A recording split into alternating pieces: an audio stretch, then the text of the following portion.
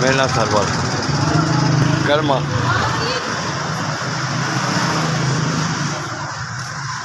सब एक क्या थोड़े रह गए हैं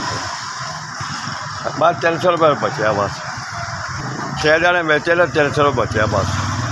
वो की करिए मजबूरी कारोबार ये हो जाए डाउन हो गए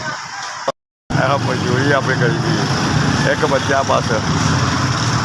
और अपना छाप दे कारोबार है बस 200-250 लभ गया शुगर गुजारा करने पे बस कमजोर ने बस दवाइयाँ भी लानी हल्की करनी 200-250-300 लभदा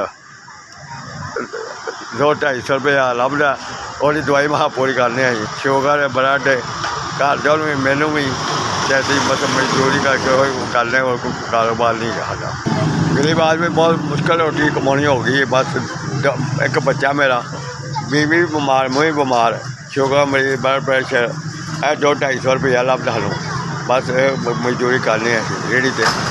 हालात ने रोटी नहीं पूरी होंगी अं तो बिल इन्ने दुकान भेजते हैं कोई हिसाब नहीं 500-600 रुपया 5-6 हज़ार रुपया बिल आउंडे है एक पक्खा एक कूलर चलता है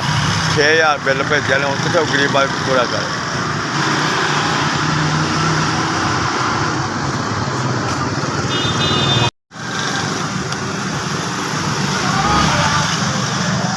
पाँच 5,000 रुपया जिन्हें दिता उन्हें अल्लाह ने जिंदगी देवे सेहत देवे अल्लाह का करम करे उन्होंने अल्लाह का मेहरबानी करे अल्लाह का करम करे जी हर चीज़ तंदुरुस्त हो बीमारी दूर हो जाए अल्लाह का करम कर दे ऐसे मेहरबानी माड़े बंदे की अल्लाह का खुश रखे अल्लाह का करम करे उन्होंने रहमत करे मैं खुश रखे उन्होंने मैं सौदा पा लाँगा 5,000 रुपये दिता उन्हें मेहरबानी मैं भला सौदा पा लाँगा चलो कुछ 4 दिन बच्चे खा खू लैने मेरे भी मेहरबानी शुक्रिया देखिए बरकत पावे अल्लाह ताला जिंदगी देवे उन्होंने सेहत देवे उन्होंने मैं को नहीं पढ़े भी